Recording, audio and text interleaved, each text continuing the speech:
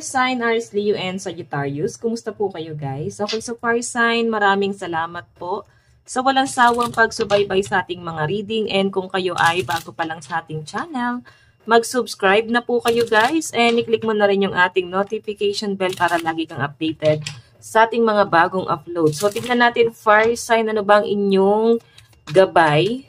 Gabay po ni fire sign, Aries, Leo, and Sagittarius. Okay, so guys, meron tayong death. Okay, so I think yung iba sa inyo nagkakasakit or maaaring may pinagdadaanan, physical, mentally, verbal. Ayan, so I think patungkol to guys sa life. Okay, so ngayon guys, yung iba sa inyo, siguro nagkakasakit or may nagkakasakit sa family. Okay, so ito kasi guys, ending to, no? Death and revert po siya. Hindi siya guys masama.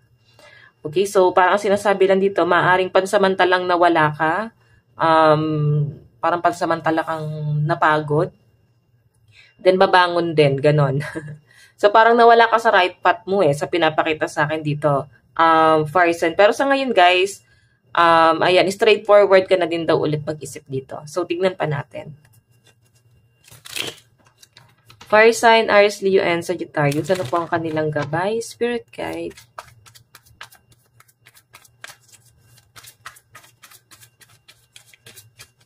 So guys, meron tayong endowment, merong mag-aalok sa ng pera or tulong, or maaring iba sa inyo, hindi ka na basta-basta tatanggap ng tulong na to. May nakikita ako guys dito na parang meron kang isang tao na gusto mo siyang matuto sa buhay niya. Paano siya matututo guys? Okay, paano siya matututo kung maraming tumutulong sa kanya? Hindi siya hinahayaan mag-grow. So I think, ayan no, parang nag-iinit yung ulo mo dito, guys. Okay, so tignan pa natin fire sign. Yung iba rito, guys, parang kukuha daw po ng life insurance or maaring ikaw ay nagpaplanong mag-insurance or pwede nga yung trabaho mo baka sa insurance, no? Marami ka daw magiging client ngayon. Mukhang ikaw na nga yung tatanggi sa dami ng makakausap mo or magiging kliyente mo. So parang na-overwhelm ka na dito, guys. Tignan natin, guys.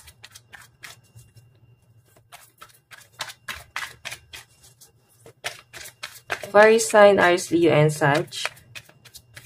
Gabay po nila, spirit guide. So guys, meron tayong right. So may nakikita ako dito na maaaring nakakapagbitaw ng hindi maganda ang mga fire sign. So I think, mag-ingat ka sa mga binibitawan mong salita kasi possible na mangyari siya. Okay, lalo na guys, pagka nagagalit ka. So, alam mo yan, nahihimas-masang ka rin dito sa bagay na to Kumbaga, pansamantala ka rin napaisip na, ay, dat pala hindi ko yung sinabi, dat pala hindi ko yung ginawa. So, diba, bago ka magsisi sa huli, ang gawin mo dito, gawin mong kampante yung buhay mo dito. So, I think, kung ano man to, kung ano man yan ang mga nabibitawan mo, sumpa ba to, or dala lang din talaga ng emosyon. So, ang lucky number mo is 79, 52, and 18. Tignan natin ano po itong death. Spirit guide. Ano po yung death? So, guys, meron tayong, diba, Wheel of Fortune, no? Ending and new beginning para sa inyo, fire sign. Meron po tayong Nine of Pentacles, luxury, profit, success, and home. Wow, napakaganda nito fire sign. So, maari iba sa inyo, marami kayong pinagdaanan talaga sa buhay. Dumating kayo sa point na talagang lugmo kayo. Parang hindi ka naka-feel ng galit sa mundo. Ang na-feel mo dun para kang inabandon na, para kang pinabayaan ng mundo. So, yun, dumating ka sa point na yun, guys, no? And I think yung iba rito, alam mo yun, nag-antay ka, parang nagsumikap talaga ang mga fire sign hanggang sa nakukuha mo yung gusto mo. And nagkakaroon ka ng magandang, alam mo yun, plano sa buhay. Straightforward ka na rin dito, no, sa nakikita ko dito. So, napakaganda niya, guys. 3 of Wands, meron ka lang inaantay pa dito na success. Okay? Kumbaga, may sinisimulan ka na dito and meron ka pang inaantay na paparating. Kumbaga, naka-line up siya dun sa plano mo. Parang, aantay mo munang matapos tong bagay na to. Pagdating sa relationship mo, guys, sa pinapakita sa akin, mukhang hindi mo muna ito focus, no? Kasi mas pinagtutuunan mo ng pansin dito, fire sign, yung financial mo and yung pagbabago sa buhay mo. Okay? So, tignan natin ano tong endowment. Ano po yung endowment? Spirit guide.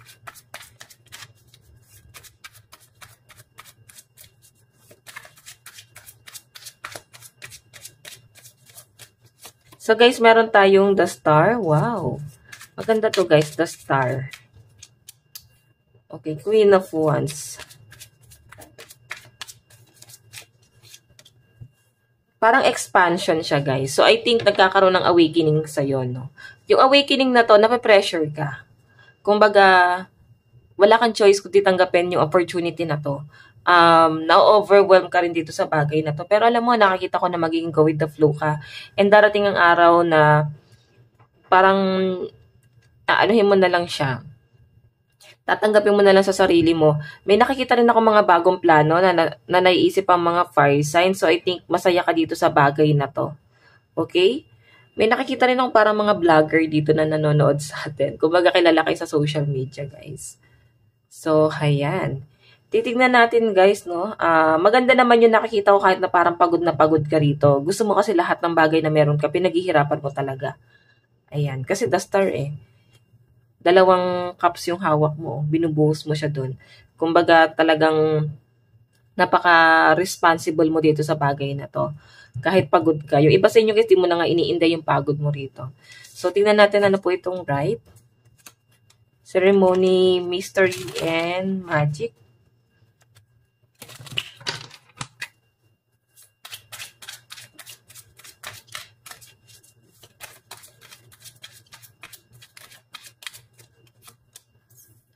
Queen of Wands. Meron tayong Seven of Cups. Meron tayong Ten of Wands. Okay. So guys, etong right, sa pinapakita sa akin ng card, marami ka daw magiging option. Kagaya pa rin ng sinabi dito sa endowment, no? Ma-overwhelm ka pa rin, no? Mabigat na responsibilidad ang pinapasa ng mga fire sign dito, guys. Kumbaga, I think ayaw mo lang dumating sa point na merong isang pagkakamaling mangyari na pagdating ng araw, ikaw pa rin yung lalapitan. Okay, ikaw yung lalapitan kasi ikaw yung nakikita nilang pwedeng tumulong sa kanila. Okay, yun lang naman yung gusto mo dito eh. Balik tayo kanina sa sinabi ko na parang naiinis ka kasi merong isang tao rito na hindi siya natututo sa buhay kasi sa halip na madapa siya, ibang tao na yung naglalakad para sa kanya para lang wag siyang magkamali. So, I think guys, pinapakita kasi sa akin dito, Ten of Wands, mabibigat ng mga bagahe. Yung pasan-pasan mo dito and ayaw mo na ng stress. Gusto mo nang i-overcome lahat. Alam mo yon. Ayaw mo lang dumating sa point na ikaw na naman yung shoulder ng mga pagkakamaling to. Ikaw na naman yung papasan ng mga pagkakamali niya. Okay? Or nila. Nakikita ko sa'yo guys, hindi ka nga nakakapag-focus sa sarili mo eh. Gusto mo nga eh.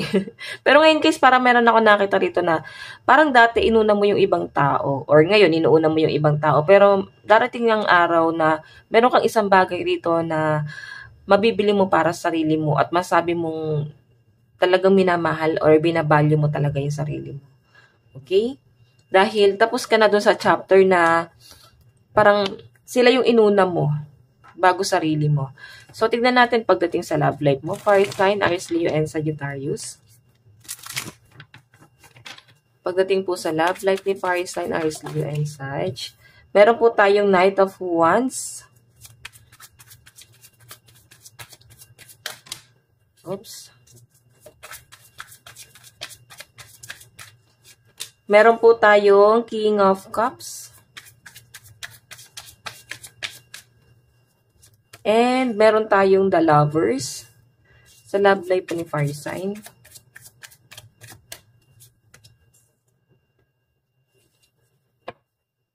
May dalawang tao rito. Alam niyo, Fire sign, laging dalawang tao yung nakikita ko sa card mo. Ayan sila, oh. Tinatalikuran mo, parang gusto mo mapag-isa muna. So, I think malakas ang energy ng mga single dito. Okay, so iba sa inyo guys, tinatalikuran mo muna tong relationship mo sa ibang tao or pwedeng meron kang iniiwasan kasi may takot sa commitment or maaaring hindi pa siya ready or pwede ikaw hindi pa ready or hindi pa rin siya ready. Pero may dalawang taong nai-involve sa iyo ngayon. Okay, pinagninilay-nilayan mo, siguro guys, inaaral mo muna yung sistema or sitwasyon or inaaral mo yung connection mo sa mga taong to, guys. Okay? The Hermit pag-aaral, parang mas hinahanap mo muna yung worth mo dito. May nakikita ko sa yung fire sign na hindi naman sa hindi ka pa ready mag-commit. Actually, ready na nga ang mga fire sign. Yun nga lang, ayaw mo nang magkamali, no? Takot ka na doon. So, tignan pa natin love advice ni fire sign. Love advice po ni fire sign. So, guys, meron po tayong openness. Be open to accept divine guidance in your relationship. So, ayan. Alam nyo, guys, hindi naman daw sa pag-aano. Pero, merong tao dito na grabe yung pagka-concern sa'yo ngayon. Oo. Concern na concern siya sa'yo ngayon. Gusto niya safe ka. Gusto niya nasa right path ka. Okay. Gusto niya na mag-grow ka pa eh. So, nakikitaan ka siguro niya na medyo may pagkamahina pa ang mga fire sign. Or talagang nag-e-enjoy lang talaga muna ang mga fire sign kasi nga, 'di ba? Sabi nga nila life is too short. Pero depende 'yan sa kasabihan ng ibang zodiac sign. Okay? Sa fire sign ganyan eh. Life is too short. Sa mga air sign hindi ganoon eh. Parang maraming chance at isang beses lang tayo mamamatay. Parang ganon. And yung mga earth sign naman, parang feeling nila lagi silang depressed eh. Bakit? Ano nangyayari sa mga earth sign? No? Ganon din sa mga water sign. So, tingnan natin guys. Mensahe sign ng person mo. Meron tayong I am not available. So, I think, oh my God, medyo, ewan ko lang kung kikiligin ka rito guys, no? Parang hinahanda niya yung sarili niya para sa'yo. Hindi na siya tumatanggap ng iba kasi para sa kanya ka lang daw. So, kung ikaw ay single, I think itong person na to nag-aantay sa'yo. Hindi na siya nagpapasok ng iba, nag-entertain ng iba. Kung meron man siyang nakikita mo na meron siyang pinipling, lalandi, I think, nakikipagpakiramdaman siya sa'yo. Okay, so tingnan natin guys.